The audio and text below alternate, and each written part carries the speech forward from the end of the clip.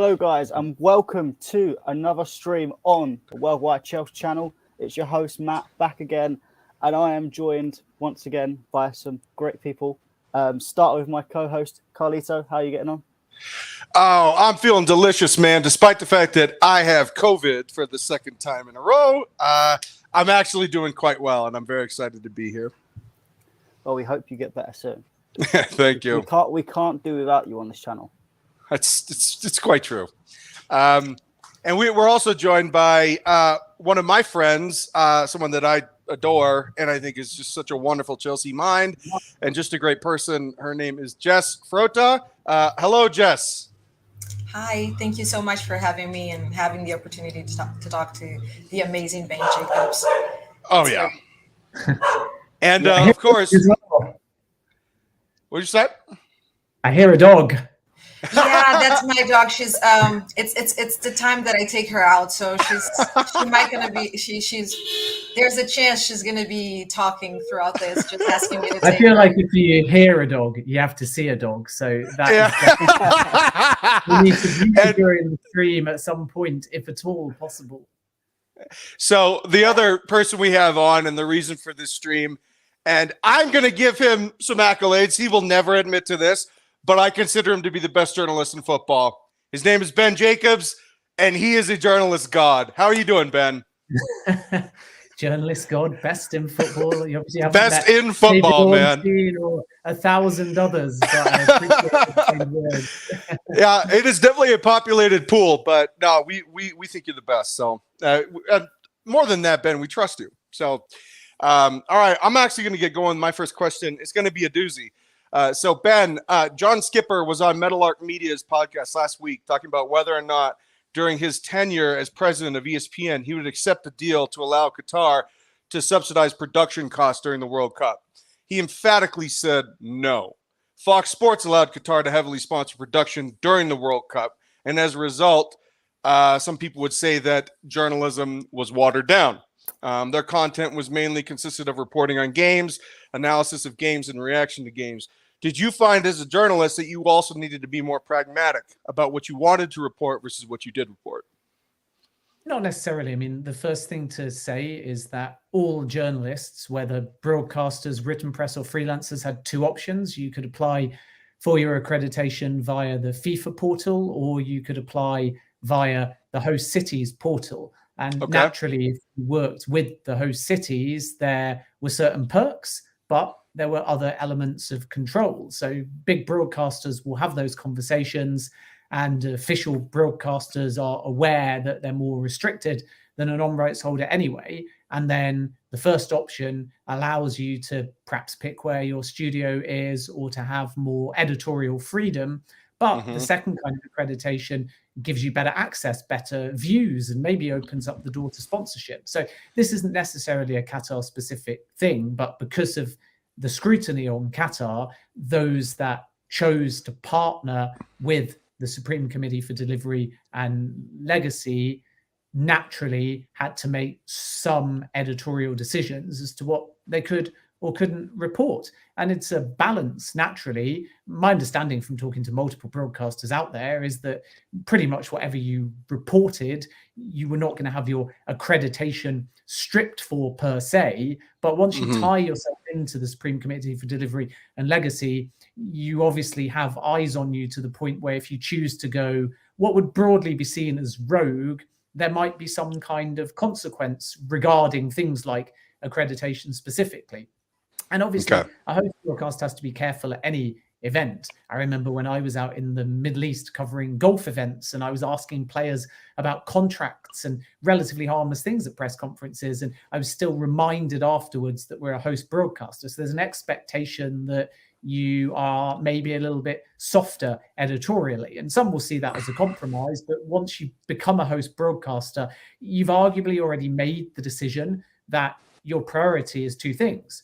One, you want to be there or you wouldn't have bid, and you wish to air the sports side, or again, you wouldn't have bid, and then you want to offset that by sponsorship or anyone else that will subsidize it. So then you probably never had the editorial intent by bidding to go down the line, whether rightly or wrongly, of shining a light on the side issues which rightly we should be debating even after the World Cup has finished. So I think that that's the kind of balance that people don't understand. It's not one broadcaster, whoever that may be, selling their soul effectively. It's a choice between different kinds of accreditation and access and commercial opportunities. And everybody has their own opinion. Some people wanted to see a World Cup that was only about the issues being debated. We all want improvement in places like Qatar regarding human rights and inclusivity. But again, a host broadcaster, after they've made the decision to bid for the rights, and they're not necessarily thinking too much, even if they should, about the country when they come in to bid for those rights, either because it's via a cycle and they kind of pre-committed, therefore, regardless of the World Cup goes, or when they got the cycle, it's kind of an in. And if you enter into that cycle and you want, for example, which Fox will clearly be keen on, the America, Canada, Mexico World Cup, then it obviously helps your cause to have the one before it. So there's a kind of a lot of moving parts here. And I think when people criticize, they can be a bit glib and say you sold out or you showed no editorial integrity. And the strategy, particularly of a host broadcaster or a official journalist that's affiliated to the event, is, in my opinion anyway, a bit more complex than that. So, yeah, and look, it's an unbelievable answer, and thank you so much for that. But I would say it's no surprise to me that Fox is now in line to be the publication for Live Golf. I think that those two go hand in hand. Matt, what do you got? Well, Jess, you answer your question first. I'll let you go. So I'm just preparing mine. Okay, thank you. I would like to ask maybe about how exactly the payment of release clauses actually work, because it was my understanding, and excuse me for my ignorance in this, was that rarely a club would pay the sum in one go or upfront, having to do with the finances and the books.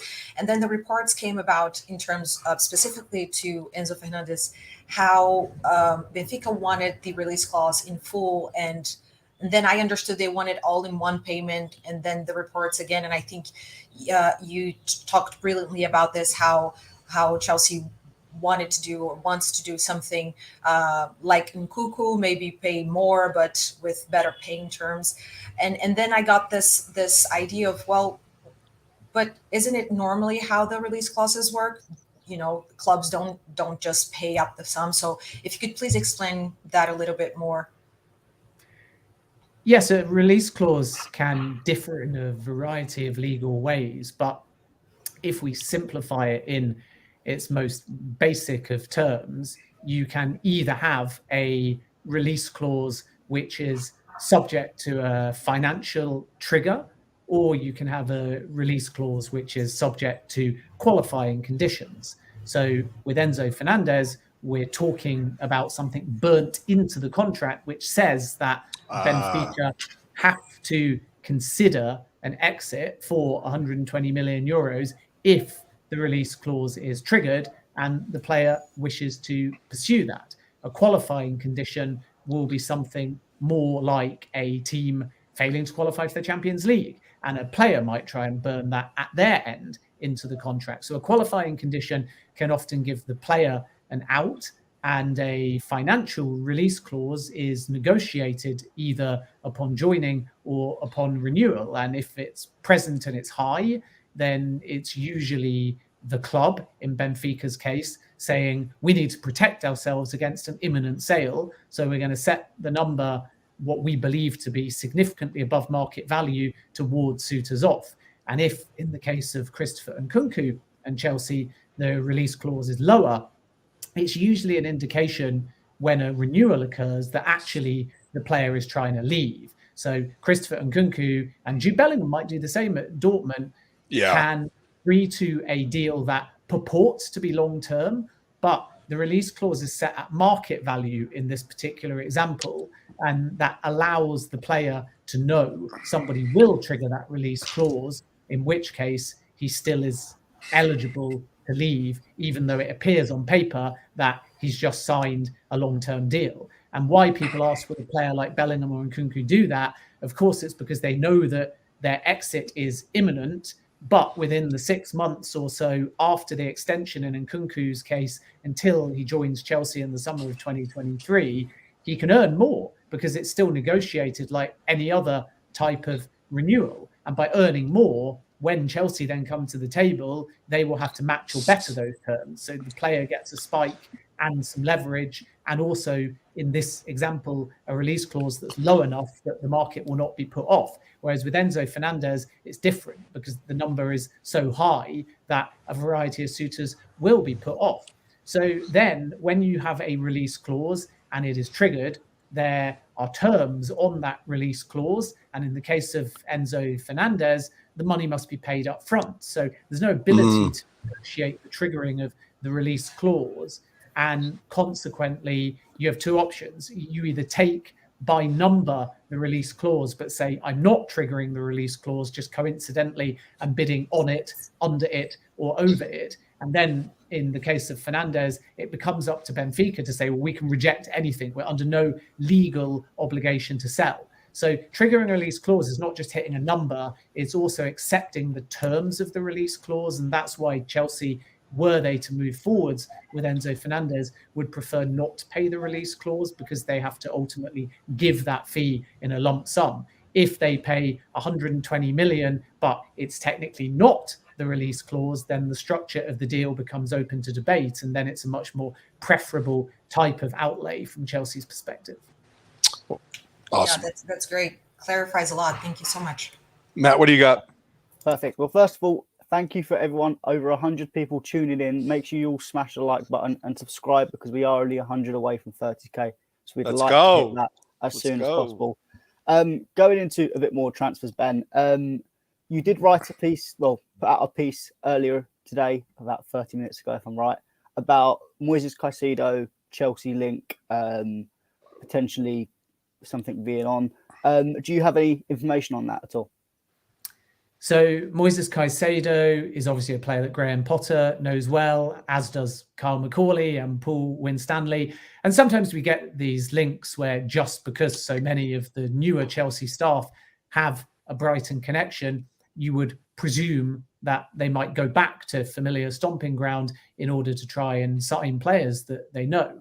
And Graham Potter very much likes Caicedo. The same can be said for Alexis McAllister, but that's problematic because he's not only contracted to Brighton, but in addition to that, they have the option to extend that. And he therefore is effectively a Brighton player in terms of weighing up the logistics there until 2026. Whereas with Caicedo, I think there's more of a feeling in the next window or two that he becomes available on the market. He's still contracted at Brighton until 2025, but Brighton only paid 4.5 million. So if an above market value offer came in, they would have a very serious decision to make. So the situation is, it's one to watch in January. It could even extend into the summer as well. And Chelsea fans listening will be saying, well, how on earth if N'Golo Kante ends up staying? We've still got Jorginho for now. We're opening new talks.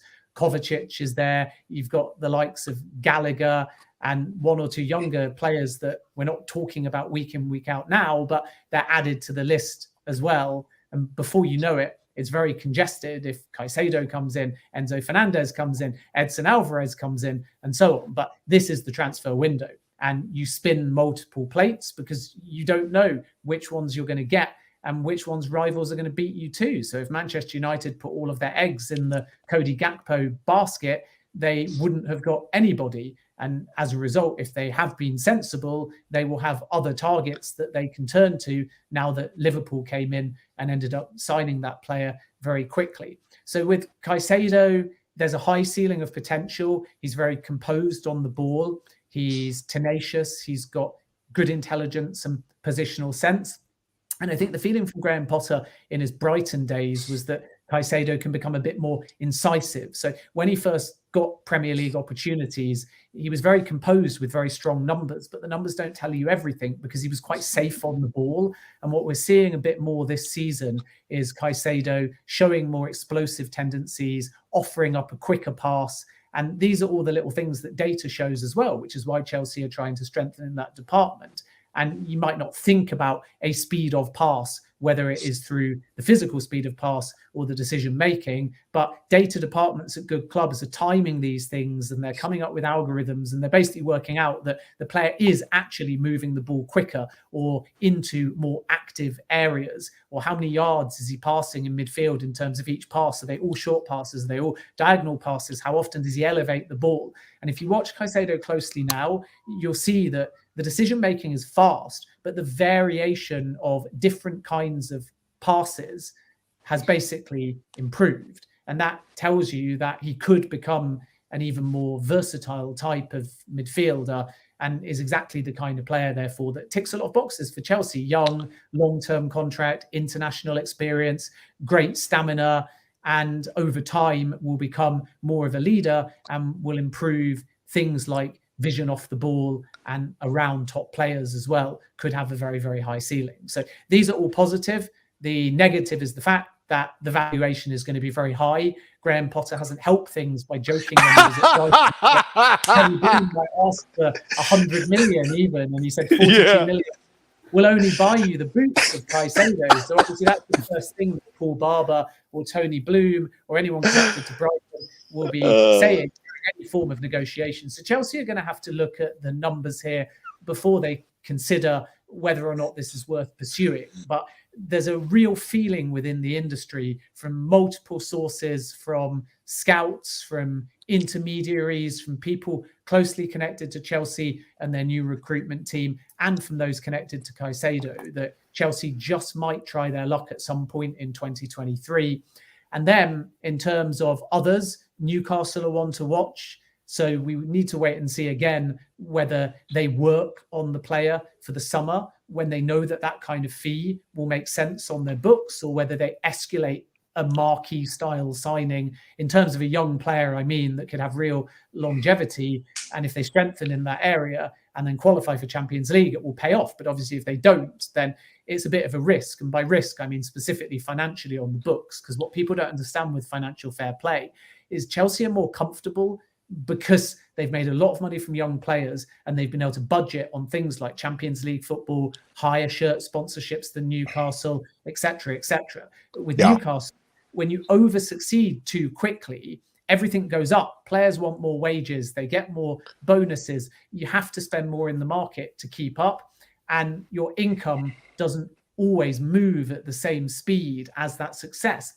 because Newcastle in 12 months have gone from second bottom in the table to, as of December the 27th anyway, before the Manchester City win, second top. And in that transformation, in exactly a year, from December the 27th to December the 27th, they have made huge progress on the field, but their finances would have to catch up. Otherwise, a 70 to 75 million pound deal for a Caicedo could be quite tough. So Chelsea could do a deal like this. But the thing that's going to get underreported in all of this, which is really, really key, and it's what's putting off Liverpool at the moment, contrary to reports that they've opened talks or they've made a bid, my understanding is the exact opposite.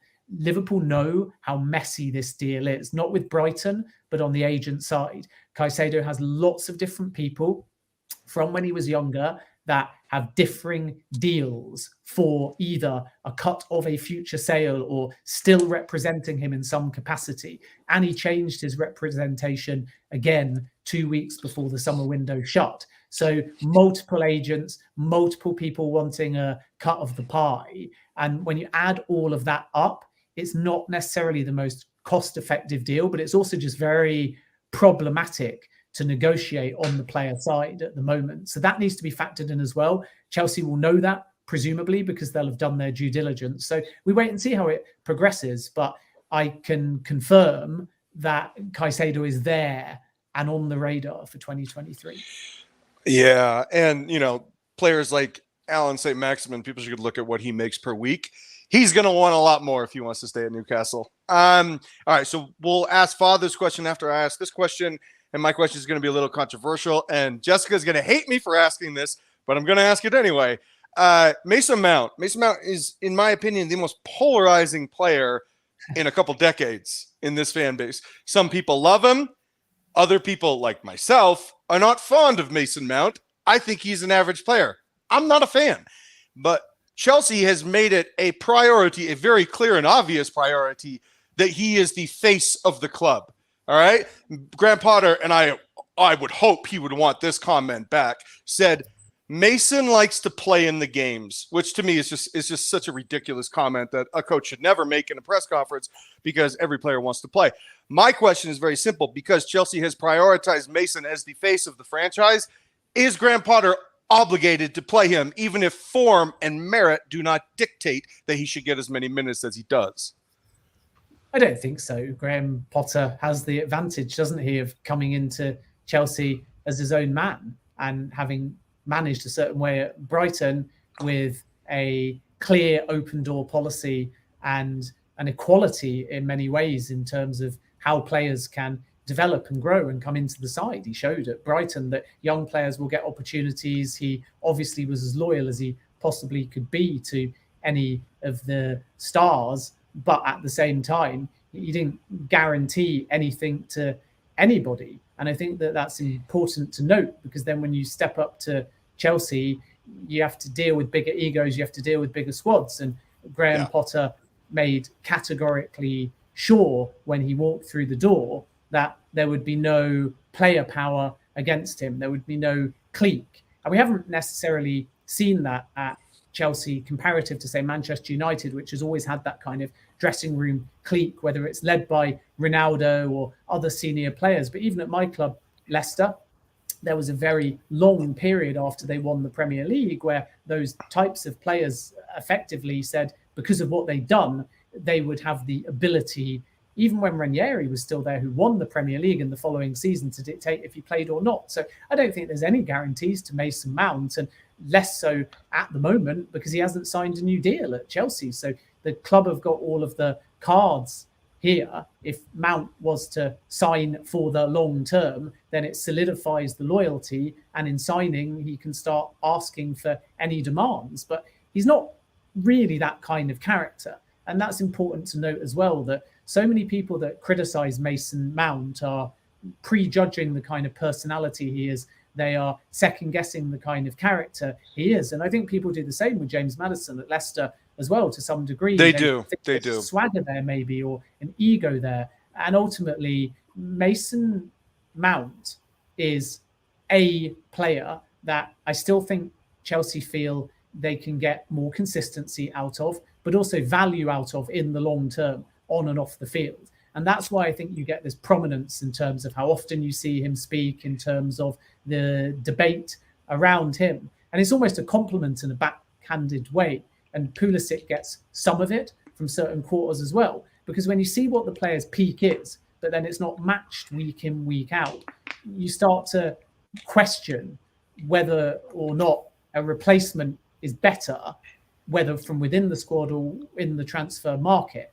But from Mount's point of view, and I think you could almost make a comparison with Jack Grealish at Manchester City as well, it's absolutely obvious that regardless of the media glare, regardless of what the fans think, he's very loyal to Chelsea. He's very passionate about the football club. And he still knows that there's that ability to be more consistent. And if he succeeds in that, he'll win over the fan base very quickly. So I think Graham Potter's sport for choice at the moment, because he's got a board that will back him in the market, and they've proven that in the last window. They'll show that in January again. And then look at who else is within the Chelsea squad at the moment. And everyone's having a debate about all these creative-minded players. It doesn't matter what specific position they play in. Some people say Mount should be playing. Other people don't like him. Some people are polarized by Christian Pulisic because he's got so much hunger and energy and creativity. And you watch him at the World Cup and you think, wow. And then he returns to Chelsea and he lacks any real confidence in front of goal at the moment. And without that M product, he's going to divide opinion as well. Hakim Ziyech has not had consistency of game time, but had a brilliant World Cup. And perhaps unlike Pulisic and Mount, showed categorically that he's also got strong defensive qualities as well. He offered a bit of everything for Morocco in the World Cup. So you've actually got a lot of options that fall into the same category. And I don't know why Mount's taking the brunt of the criticism, because every player in that creative-minded position, whether they're played wide or centrally, is in exactly the same position. And it needs one of them to, in the second half of the season, get 4 or 5 assists and add 5 or 6 goals. And it doesn't really matter what the numbers are, but if they contribute to 10 goals, whether that's scoring them or assisting them, then Chelsea make a push for Champions League football because it alleviates the burden on an Aubameyang or a Havertz. But without that, I think that is why fans start to say Mount's somehow to blame for the 19 Premier League goals this season. And I just think that's unjust criticism because ultimately he's only one player at the football club. It's a fair point. Look, and I just interject just 1 second. Sure. To say thank you, Ben. That's all. I'm not gonna Of course. All right. So, hey, Father, one of our friends, he asked this question, and then Ben's got to go in about 10 minutes, so we'll want to wrap it up pretty quickly. But is there any possibilities Jorginho returning to Italy if Moises Caicedo or Enzo Fernandez come to Chelsea? I think a very real possibility. We know that Jorginho's agent has said the priority is to renew a Chelsea deal, but if N'Golo Kante is to extend, then Jorginho adding to his stay as well creates a very congested midfield, which sounds like a good thing in terms of depth, but it isn't because both those players are obviously getting on in terms of age. They're two of the higher earners at the football club. And if they are given multi-year contracts, then suddenly Chelsea have not only less ability to move in the market, but as importantly, they show what they're about internally. So they don't want to set a precedent of giving 30-year-old plus players long-term contracts and keeping them on big wages, because then as your 27, 28, 29-year-olds creep through and want the same, there's precedent after precedent. So I've said many times that Jorginho and Kante may be linked, and I think the club will naturally say that there is a high confidence that Jorginho could extend because he's pretty happy at the club. And in addition to that, he likes playing alongside his friend Kalidou Koulibaly, and he's getting game time. And he's ultimately benefiting as well from the fact that one or two others have been out injured. And then N'Golo Kante, he's loved by everybody at the football club. So, of course, that's reciprocal. And Kante would also like to stay too. But Chelsea have to be a bit cutthroat almost and work out where their long-term future lies. And is it overkill to renew both contracts if, in conjunction to that, they are confident of moving in the market for other people in that position? And it might be one player too many. So I think if Kante stays, and I think if you were to offer both players equal terms, just for the sake of a hypothesis, both fit, then Chelsea would say one is Kante, two is Jorginho. That's my opinion. But what complicates it is that Jorginho has been wearing the armband. So is Graham Potter of a different opinion to the club historically? But I think if you look at the ownership group before Potter came in, and if you look at Thomas Tuchel, then it would be Kante 1, Jorginho 2. But like I say, it's complicated when Jorginho's being your captain, Jorginho's being your leader. Assuming that Azpilicueta isn't starting, he becomes very important to the club off the field as well. So there's a few considerations here, but I think that Jorginho is open to a move back to Serie A if terms at Chelsea are not met, or if Chelsea have a very open and frank conversation and they say to him, listen, you could renew, but you're going to fall down the pecking order. And then in Serie A, he would continue to get game time and be involved in the big matches. So he's in a really intriguing position because I don't think he can make his mind up yet until he knows the direction of Chelsea's travel in terms of January and or prospective summer incomings. Whereas I feel like N'Golo Kante's contract talks predate anything with Jorginho, so there's a bit more progress being made. And obviously the good news, as David Ornstein first reported, is that in the last few days the breakthrough has come as far as Kante being prepared to cave in a little bit in terms of both the number and potentially the contract length. I don't think that he'll cave significantly with the length of contract,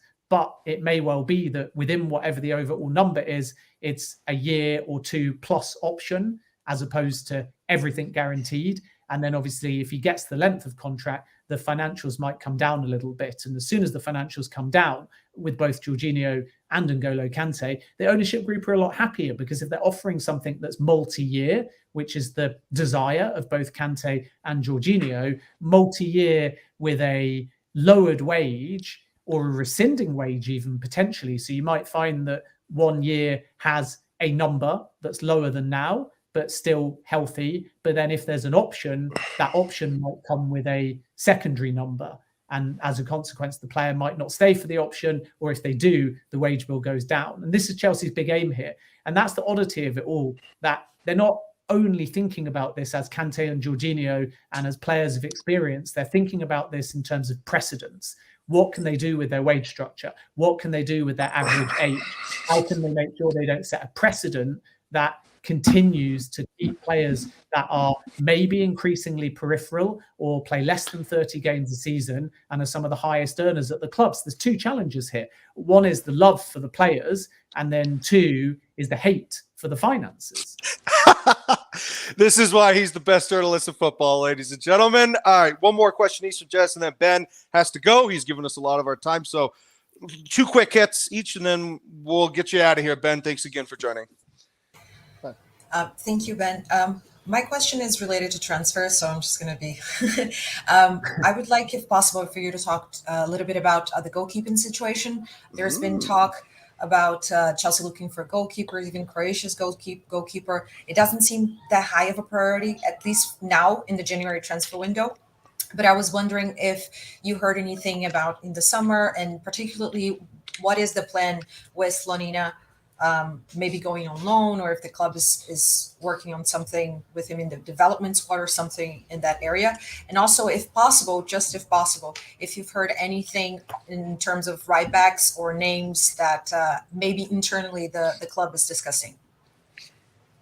Yeah, great question. With goalkeeper, I think you're absolutely right in what you say, that there isn't necessarily a January priority for that. And the club invested a lot of money in Gaga Slonina, who was always somebody that they defined as a future number one at Chelsea and a magnificent shot stopper. But that's going to take some time. So I would expect Slonina to be sent out on loan sooner rather than later. I haven't made too many inquiries as to how imminent that may be, but when you're a goalkeeper, it's very different to being an outfield player. An outfield player, like, for example, Datro Fofana, can come in, and even if they don't start a ton of games, you get a lot of experience. Whereas a goalkeeper, yes, they're training, and yes, they're going through what every other goalkeeper is doing in training, but it is that match experience that you need. And we just don't see that many teams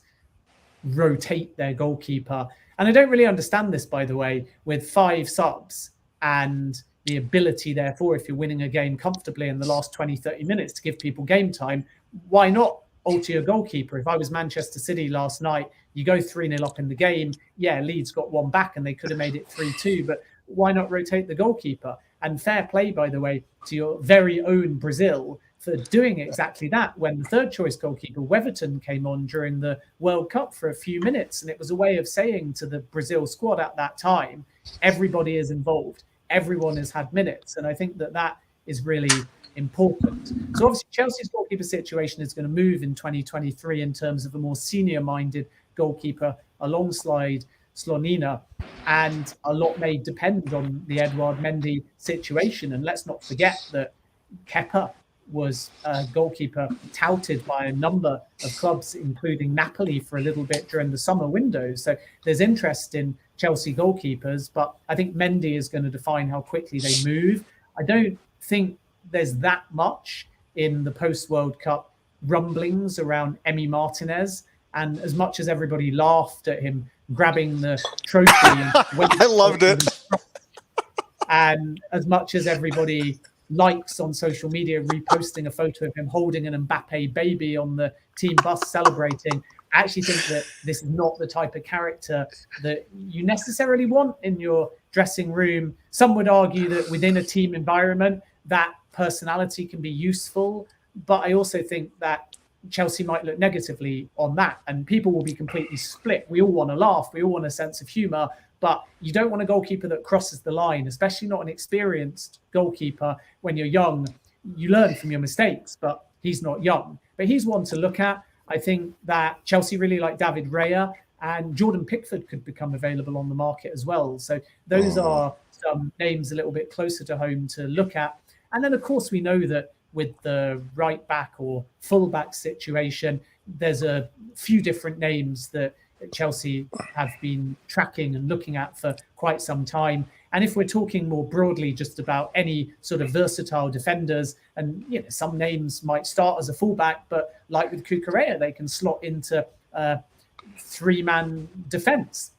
And simultaneously, you get a modern breed of defenders now.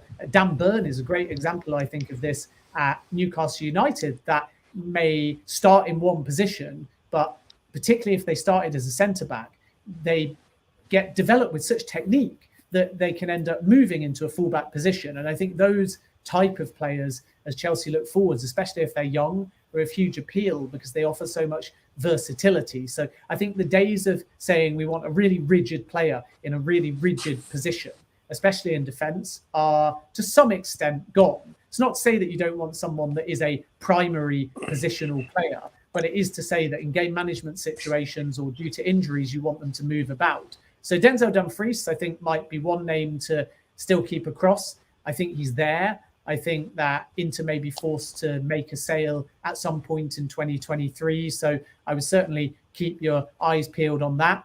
I was always told as well that Chelsea were looking to some extent at Borna Sosa, who plays on the other side. And I think they're more covered there. But a young talent that Manchester City have been more associated with tracking. I don't think there's anything in this at the moment, but it's one to look at.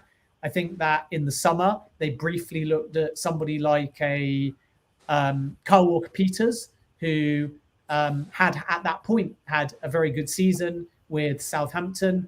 And I think that there's still at the back of their mind a Tino Livramento style option. And it's a shame really that he got injured and therefore hasn't really been in the conversation. But I genuinely feel if that injury hadn't happened and we flashed forwards a year or so, even under the old ownership, that it might have been a player that Chelsea came back in for.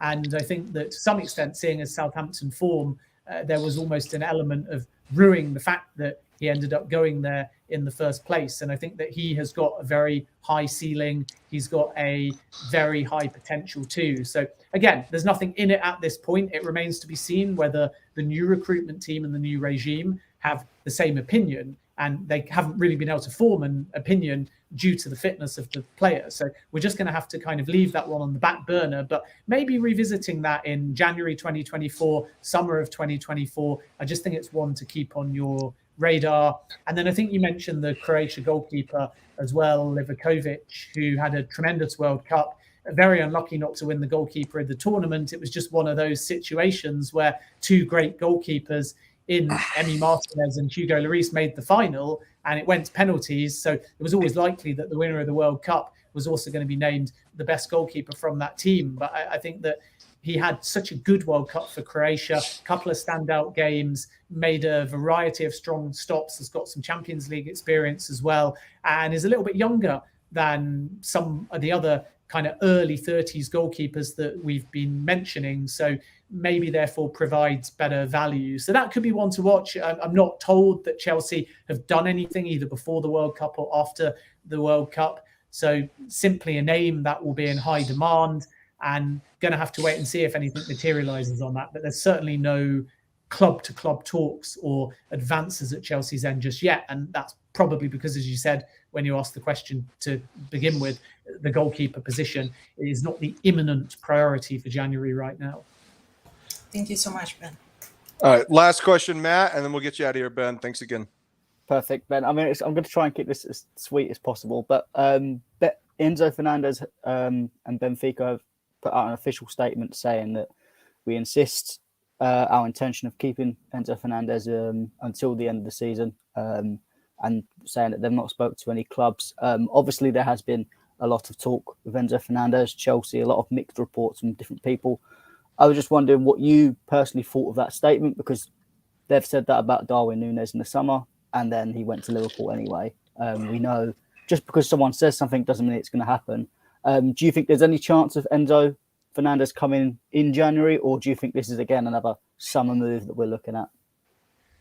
Well, there's always a chance because he has a release clause. So Benfica are quite right. They want to keep Enzo Fernandez. Why wouldn't they? He's only played 24 games for the club. So if they sell him now for a release clause of 120 million, yeah, they'll have made 5 million euros per game that he's played. But second half of the season, they've got Champions League football. They've got a relatively kind draw against Club Brugge. No disrespect to Club Brugge, who were phenomenal in the group stages as well. So Club Brugge will feel like it's a kind draw for them too. But great opportunity for both of those sides to go on a Champions League run. And therefore, Rui Costa is ultimately the type of president who is going to insist upon a release clause or nothing. And as a result of that, it's very difficult for suitors because the scenario is simple. Benfica cannot say the player won't leave because of the release clause. If someone says, okay, I'm going to trigger the release clause, and Enzo Fernandez says, great, I want to go, there is absolutely nothing that Benfica can do. But the whole point of a release clause is it's never set, in this type of scenario anyway, at anywhere close to market value. So you would, to a large extent, be crazy to pay the release clause, or you would have necessity to pay the release clause, or you would argue that there is somehow value in the release clause. But the lack of value comes from the fact it's a sky-high number, it's paid up front, and Benfica are not willing to negotiate around the release clause. Even an offer that was more than the release clause, Benfica are intimating they will not listen to, because they don't want to give a club the ability to pay any sort of installment-based fee. Now, obviously, if you turned around to them and said, have 180 million and we'll pay it in 2 or 3, it's a slightly different consideration. But barring an astronomical offer or the release clause being triggered, Benfica have got all the cards. And as I reported yesterday, it was nonsense that Liverpool had placed a bid. Chelsea are exploring the situation. But again, they have not placed any kind of bid. And as I've reported many times, they are as reticent as everybody else to pay the release clause, because by nature, this particular release clause is just not market value. So I don't think the Benfica statement is a surprise. I think it's a tactic again, because it puts out there in the market that they don't want to sell the player. The suitors know this though already. So it quells a bit of media speculation, but they absolutely insist that they want to keep Enzo Fernandez. And it is as simple as that, really. So now it's just whether in January anyway, a club has the audacity almost, or ambition, or desire, or financial muscle. And it has to be a variety of all these things. They have to be able to afford it under financial fair play. They have to think it's decent value. They have to think the player wants to join mid-season. And that's another very underrated point in all this that I've said many times, including in my reporting yesterday, that Enzo Fernandez is not, as I understand it, desperate to leave Benfica mid-season when he's on a Champions League run and he's only played 24 games in all competition for the club. So that's another factor in all of this as well. So we're going to have to wait and see how it plays out, but the situation is looking like it's release clause or nothing. And if it's release clause or nothing, I think it's going to be very difficult to find a suitor, especially early in the window, before moving parts, before other more cost-effective options. I think it's going to be very, very difficult to find a suitor that before we've even hit January the 1st says, yes, have 120 million up front. And that includes Chelsea, who want to be ambitious, but they don't want to be financially foolish. Ben Jacobs, thank you so much for your time. You were wonderful. As always, you were a consummate professional and our favorite journalist. Thank you so much, buddy. Always a pleasure, and enjoy the January transfer window, and a happy new year to everyone. Absolutely, man. We're gonna take some listener questions if Jess and Matt want to stick around. But other than that, Ben, fabulous. Thank you, buddy. All the best, guys. Take care. Bye-bye. Thank you, Ben. God, that was a lovely stream, and all now we've hit 300 people just as Ben left. So thank you guys for all tuning in. Mega views for this channel, and we will definitely get Ben back on soon to talk. Oh, hell yeah. Jessica Frota, so lovely. So glad for you to join us as well, man. Really. That was a lot of fun. So yeah, any questions you guys have? I mean, how many players do we expect to sign in January? I think 3. I mean, I think Enzo Fernandez is going to be one of them. I think it depends, because are you counting like Fofana, I mean, Andre, and then Nkuko? So are we talking, are we taking them into account, or just outside of the 3? I would say it's going to be at least 2 first-team signings, and then something out of that. Outside of the 3, I expect us to sign the Monaco centre back, a right back, and a midfielder. I have no idea who they're going to be, but at least that's my expectation. And I'll be kind of disappointed if we don't sign a right back, because it's just when Reece is not playing, our whole system kind of falls apart a little bit, and it's the difference is night and day. So we need someone with an attacking mind that can. I'm not going to say deputize with Reece, because in my opinion, Reece is the best right back in the world. That's just but at least offer some of the elements that he offers us. I think. Well, deputize. I know that you're intimating that that's a pejorative term. I don't think it's going to be a deputizing situation, because Reece does get injured. This player, whoever comes in, he's going to play. Whether it's the guy from Celtic, or whether it's Kyle Walker-Peters, or someone of that ilk. I do feel as though whoever deputizes Reece is definitely still going to get some minutes. So yeah, I think there'll be some games that suit Reece, and there'll be some games that suit a new right back. And if there's not a necessity to play Reece, especially since, well, hopefully we sign other players, it means we're not so dependable on Reece playing every single minute of the game. But we'll have to wait and see on that. I think I would probably agree with Jess in terms of the fact that I think a right back will come in. I think Basher deal will probably get done at some point. And then I think it will be a midfielder. And if it's not a midfielder, I have a feeling we might go in late for Felix if if nothing has happened. I think that could be a deadline day scenario. I think Fabrizio has said Benoit Badiashile is pretty much done. I think that this was us. I don't want to say counter programming, but definitely giving the middle finger to RBL, saying we're not paying $120 million for Vardiol. It's not happening. So, instead we'll go get Benoit Badiashile, $40 million. Wham, bam, thank you, ma'am. Keep it moving. Yeah, I mean, I've liked Badiashile for a long time. I think he's been on Chelsea's radar for quite a long time. Yeah. I'm surprised no one's actually picked him up, because he's very good on the ball, and he's a left-sided centre-back, which there's not a lot of them around. Yeah.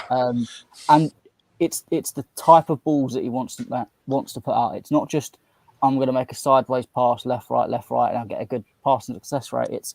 He's going to make these long-style Thiago Silva balls, which I don't really see from many centre-backs, apart from the one that does the occasional one once every game, and then you don't see it for 10 other games.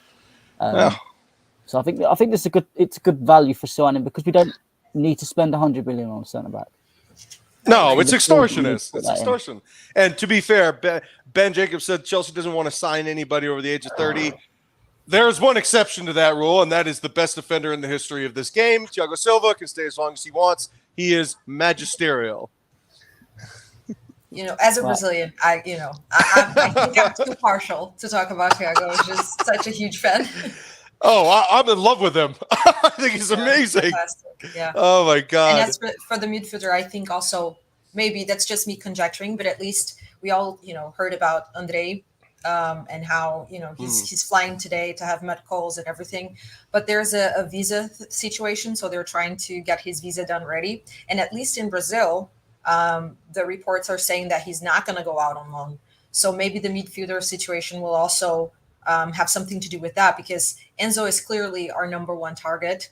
But obviously, as Ben said and talked about the clause and how difficult it is. So if we can't get him, I don't want us to go just for anyone just to have a body. And I think maybe if Andre gets the visa and Nicolo stays and gets fit, then we can wait until the summer maybe. As if we don't get Enzo and Andre doesn't get the visa and has to be loaned out again to Vasco, then we get a little bit short there. So there are a couple of ifs there. I think same with Fofana. He's going to be assessed and then we might need to go after another forward, or if he's just going to be the replacement to Broja. So we have to wait there. I mean, think about that. He better eat his Wheaties before those training sessions, because he's literally going to be evaluated as to whether or not we want to keep him around. Pretty wild. I think ideally it's the same with Andre. If he gets the visa, and then he's going to get assessed and see what's going to happen there. Yeah, I think it's depending on a few different scenarios. Obviously, whether Enzo first of all comes in, if he doesn't, but then you've also got to look at the Mateo Kovacic situation. There was a lot of rumours before the World Cup that Kovacic was playing with a knee injury and playing with ejections to get to the World Cup and to play in the World Cup. Now that's over, there has been the suggestion that potentially it could come out that Kovacic might need surgery. And if that is true and he's out for majority of the season, then I see Santos fitting in right in. And that, again, would make sense with suddenly out of the blue Zakaria starting playing in a Kovacic-like role. Because I think Potter is looking at scenarios, well, if Kovacic isn't able to play for most of the season, then who am I going to have in there? And I think Andre Santos could be that person. Like a Chukwuemeka, like a Hutchinson, like a Lewis Hall, slowly being edged into the team. And that is good. I think it's good. Maybe not. It's always good to play football, but to be edged into the first team setup and to get used to the first team setup and get minutes where you can, I think that would be good for him. Yeah, and he's very young and never left Brazil. He wasn't even playing the first division with the club. So I think a little time to acclimate is going to be very important. But I am very, very happy with him. I don't know if you guys talked about him extensively, but he is considered a big gem here in Brazil. So I was ecstatic when Chelsea first got the link, and then when you got him, it's just fantastic, because for so long we saw us going for these players, South American players, after they were already in Europe, and their fee just skyrocketed. And now it seems that we're kind of cutting the middleman and looking at the talent pool that you see in South America, and maybe looking at clubs in Brazil and clubs in Argentina and stuff like that. So I think that can be fantastic for the club. Yeah, I mean, and I told Matt this, and I told Sadiq this. We haven't talked about Andre Santos because we wanted to wait for you to talk about him. And, you know him. We don't. We can't. I mean, everybody lies on the internet and says, oh, I've seen this player. I've seen this player. No, you haven't. But Jessica actually has seen Andre Santos, and she talks very highly of him. And since I'm very fond of her judgment and her analysis, I trust her.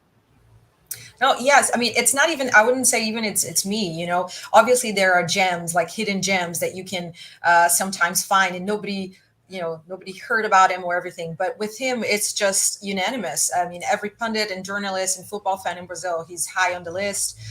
Now in February, we're going to have like a Sul-Americana, or like a American football for continental for the U20s. And he's going to be there, and he's probably going to be the captain, because he's normally the captain of the U20. So it's going to be an opportunity for people that, normally don't watch him to watch him. He can play as a DM, but I like him more like an SEN type of role, because he can be very, very aggressive. And, as I said, it's not me. Everyone that watches Brazilian football. And one thing that I will say about him is that in Brazil, the rivalry is very, very big in terms from one club to the other. So Flamengo with, Vasco, Palmeiras, São Paulo, they're always like, oh, my gem is better than your gem. My youngster is better than your youngster, and all of that.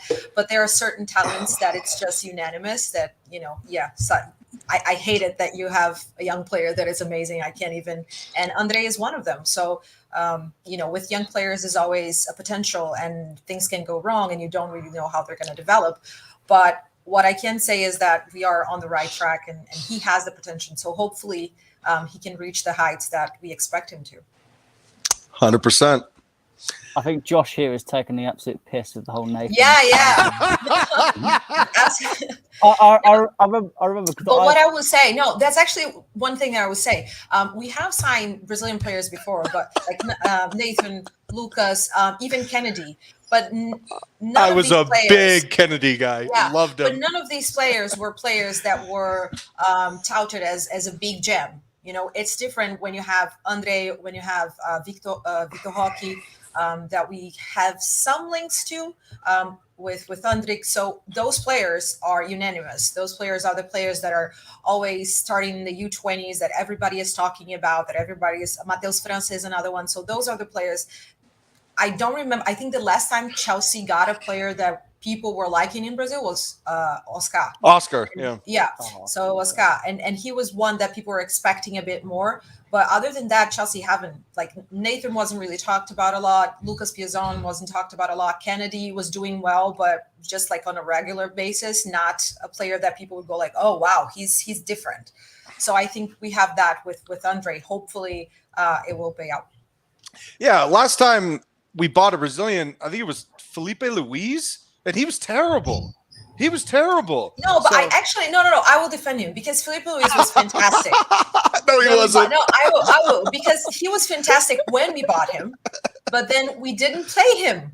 Because I didn't play him. He would play Alfie over him. No, because he needed time to adapt to the new league and everything. But he was fantastic. My God! And I was actually so angry because he could be the answer to our left side, and he didn't get the chance. Now your bias is showing, but I'm going to really. No, it's not bias. He's if you watch the Spanish league for so long, he was fantastic. Atleti fans love him. He was great. Well, as long as the player that we buy is better than David Luiz, I'll be okay because I was not a fan of him either. No, Andre Santos, he looks great. Hopefully he's great. And I don't, man, if he's good enough to play for the first team, keep him. Don't put him on loan. If he's legit, keep him. So yeah, but I do agree with Matt that he needs to be acclimated because he's so young and he it's a different language, different country. So maybe with the development squad and then start having little minutes and stuff like that. But I think the club has a plan for him because it was widely reported in Brazil that one of the reasons and the main reason that he chose Chelsea was because of what was presented to him. Like we fully presented a plan to how we intended to develop him. So I think we're very clear. I'm hopeful that we were very clear with him and have a clear plan to, let him shine. So I'm okay with that. I'm not anxious with that. all right. Well, I'm out in about 5 minutes, but my question is very simple to both of you. Do you think we're going to get Joao Felix? And if we do, who does he replace? Oh, I can't. This can bite me, but I don't think we're gonna get him. Okay, Matt. I think if we do, it's a deadline day, last minute for it to. I think we'll try and get him. I just think we'll probably have. We've got Fofana in now. I don't know whether there's that real need, and there's still obviously we haven't heard much of it recently, but Zakarin potentially is coming in as well. So if he comes in. And is there really a massive need for Joao Felix as well as that? So it really depends on what's going on with that situation. I do think out of Felix or a midfielder, and I mean a more proper midfielder, not a front three type of midfielder, I think the midfielder is more of a priority. So I think that's the thing we'll chase. And if Felix is still available, I think it's something Chelsea will look at. But I still think if they're going to say you want an obligation to buy, I think that's where Chelsea go, no thanks. Yeah, we want to test drive him, but we do not want to be stuck with that fee. No way. I mean, I am a fan because I'm also Portuguese. I don't know if people, not a lot of people know that, but I'm also Portuguese. So I actually love João. I think he's fantastic. He was misused for a long time. But I think a lot of the links have to do with his agent, who has a really good relationship with Chelsea now with the new ownership. So I think he is looking for a new club for João. And I think Chelsea would even take him on if the numbers were right, because it was a good opportunity.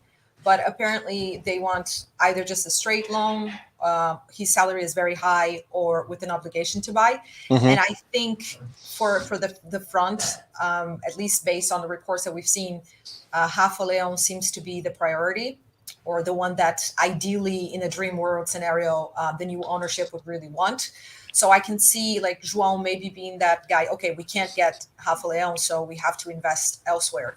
And I also don't see us getting him unless other players move on, because we have, I know everybody is stressed, but we have a lot of, because of the lack of goals and everything, but we do have a lot of bodies up there. So we have Hakim coming back, and Pooley and Mount and Havertz and Alba.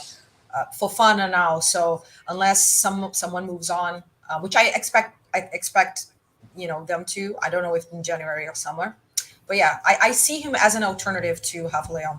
Maybe that's just me. Okay. Well, Yeah, I mean, Liverpool comes in with like a 10 million offer for Mason Mount. I think I'd take it. So I'm not talking to you. I'm blocking you. I was waiting to say that. All right, buddy. Well, I got to go do some stuff, like get healthy, because COVID is kicking my ass, man. All right. Well, hey, Jessica, you're welcome anytime. Any stream we do, you are welcome to come on. Seriously, you are fabulous. So thank you so much for coming on. No, you're the best. That's fine. We deal with Carlito, so if we deal with Carlito, we're fine with you. Yes. Thank you so much for having me. Thank you for everybody that's watching and for the opportunity to talk to you guys and discuss all things Chelsea, and also for the opportunity to talk to Ben, which is fantastic. He's fan the of his best. work as well. So it's just great opportunity. Thank you so much. I feel very honored and proud to be a part of it. You're very welcome. Yeah. Thank you all for tuning in. I think we're still at 200 people. It's unbelievable. Even when Ben's gone. So I think it's the Jessica factor. It's not the Ben factor that gets No. Ben is the man. Ben is the man. He is definitely the man. But yeah, so thank you all for tuning in. Make sure if you haven't already, smash the like button. Get us to as many likes as possible. And we want to hit 30K as soon as possible. So make sure you subscribe. We're under 100 away. And I think we can do that very soon. So I think we'll do it today. Hopefully, fingers crossed. Keep tuning in. We'll be back very soon with another stream, another video. Ben Jacobs will be back on soon. Jessica will be back on soon. The whole gang's will be back on soon. Big things are happening, so stay tuned. Thank you, everyone, for listening. And up the Chels. Mount out. Of course.